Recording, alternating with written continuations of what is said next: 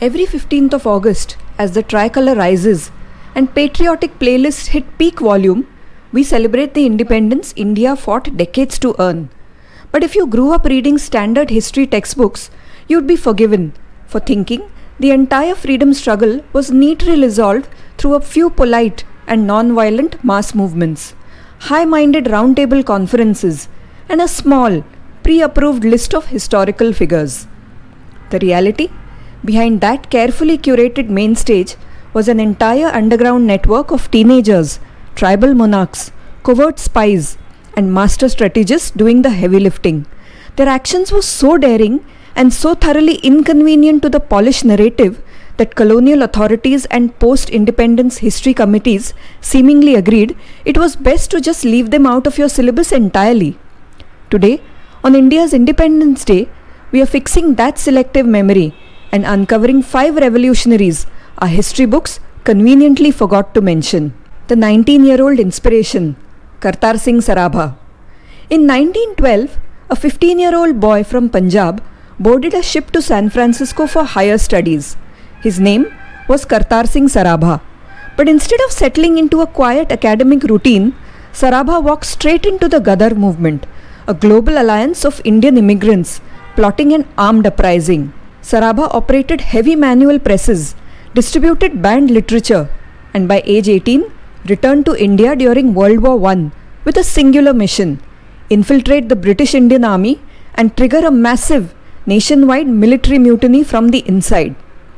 Sadly, the plan was betrayed, but Sarabha's defiance during his trial rattled the court.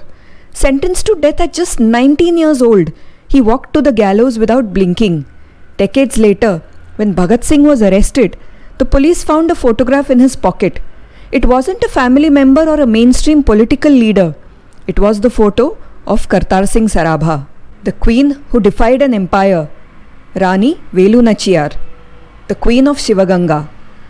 Most syllabus circular love to date the first major rebellion against the East India Company to 1857.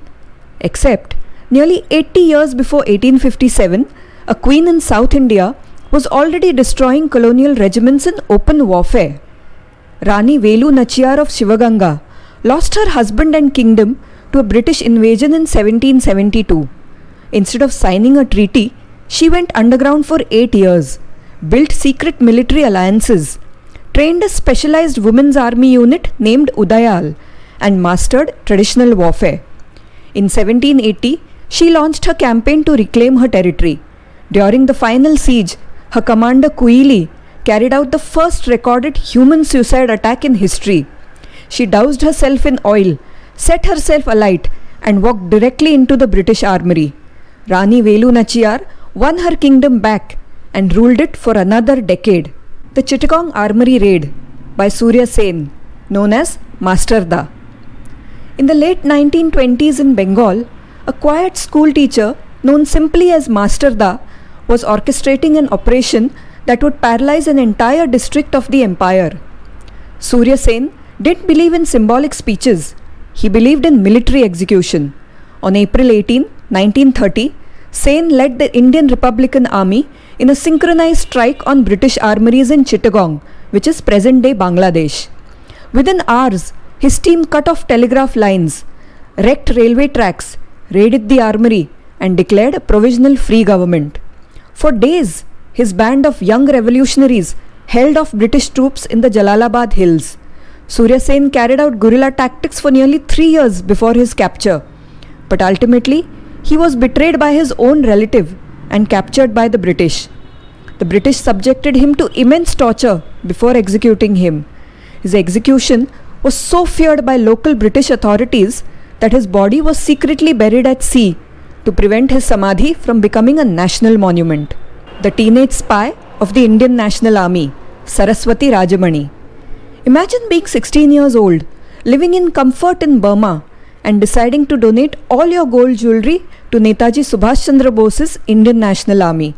That was just the warm-up for Saraswati Rajamani. Netaji recruited her straight into the INA's intelligence division. Rajamani cropped her hair, disguised herself as a young boy named Mani, and worked as a domestic servant in British military officers' quarters to intercept military intelligence. When her fellow revolutionary was captured, Rajamani didn't retreat. She disguised herself as an opium, means ganja seller, slipped into the prison facility, drugged the guards, and broke her comrade out, taking a bullet to the leg during the escape, and hiding in a tree for 3 days until the search cleared. Her work in the army ended when Netaji disbanded the INA after World War II. The Rainforest Rebellion by Rani Gaidinilu, the tribal force.